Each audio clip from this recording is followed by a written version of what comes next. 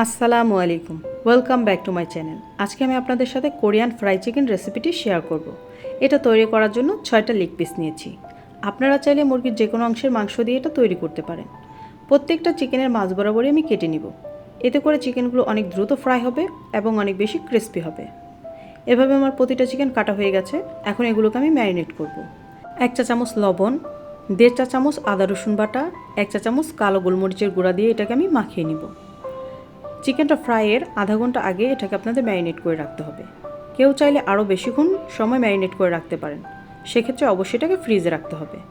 একটা ঢাকনা দিয়ে ঢেকে আমি 30 মিনিটের জন্য রেস্টে রেখে দেব। ফিরে এলাম 30 মিনিট পর। 1 চা চামচ লাল মরিচের গুঁড়া, 1/4 কাপ ময়দা, 1/4 কাপ কর্নফ্লাওয়ার এবং একটা ডিম দিয়ে এটাকে আমি মাখিয়ে নেব। এখানে আমি এক্সট্রা কোনো পানি ব্যবহার করব না, একটা ডিমের মাধ্যমে আমাদের এই ব্যাটারটা তৈরি হয়ে যাবে। যেহেতু এই চিকেনটা অনেক বেশি স্পাইসি হবে, এজন্য 1 চা চামচ লাল মরিচের গুঁড়া আমি এখানে ব্যবহার করেছি। যারা আমার চ্যানেল নতুন তারা অবশ্যই সাবস্ক্রাইব করে আমার পাশে থাকবেন। ভিডিওটি ভালো লাগলে লাইক, শেয়ার এবং কমেন্ট করবেন। একটি প্যানে আগেই আমি তেল গরম করতে রেখে দিয়েছিলাম। এখন এখানে আমি চিকেনগুলো দিয়ে দেব। চিকেনের একটা পাশ যখন হয়ে যাবে তখন আমি অপর পাশটা উল্টে দেব। এই চিকেনগুলোকে আমি 2বার ফ্রাই করব, তাই প্রথমবার হালকা ব্রাউন কালার চলে আসলে এগুলোকে আমি তুলে নিব। এভাবে আমি প্রতিটা চিকেনকে ফ্রাই করে নিয়েছি। যখন আবার নেক্সট ডে ফ্রাই করব তখন ঠিক 10 মিনিট পর ফ্রাইটা করব আমি। এতে করে চিকেনগুলো অনেক বেশি ক্রিস্পি থাকবে। এই পর্যায়ে চুলার আঁচটা মিডিয়ামে রাখবো এবং ব্রাউন কালার চলে আসলে এগুলোকে আমি তুলে নিব।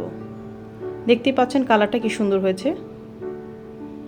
একটি প্যানে 1 টেবিল চামচ বাটার দিয়ে দিব।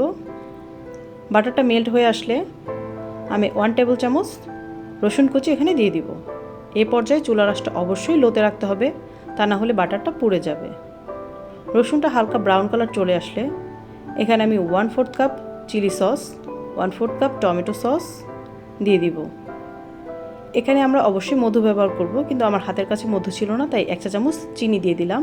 মধু দিলে খাবারের টেস্টটা আরও বেশি ভালো আসে। সসগুলো ভালো মতো মেশানো হয়ে গেলে ভেজে রাখা চিকেনগুলো আমি দিয়ে দিব। চিকেনগুলো দিয়ে বেশিক্ষণ রাখা যাবে না, কারণ এখানে আমাদের চিনি আছে, একটা ক্যারামেল ভাব চলে আসবে। তাই সসের সাথে মাংসটাকে ভালো মতো মাখিয়ে আমি নামিয়ে নিব। এখানে আমি 1 টেবিল চামচ তিল আগে থেকেই ভেজে রেখেছিলাম, এখন সেই ভাজা তিলটা আমি দিয়ে দিব। এটা অপশনাল, আপনারা না চাইলে এটা নাও ব্যবহার করতে পারেন, তবে তিলটা ব্যবহার করলে চিকেনটা দেখতে খুবই সুন্দর আসে। তৈরি হয়ে গেছে আমার কোরিয়ান চিকেন ফ্রাই। দেখতেই পাচ্ছেন কতটা লোভনীয় হয়েছে, খেতেও অসাধারণ ছিল। অবশ্যই আপনারা বাসায় এটা ট্রাই করবেন। আমার ভিডিওটি ভালো লাগলে লাইক, শেয়ার এবং কমেন্ট করবেন। সকলকে ধন্যবাদ। আল্লাহ হাফেজ।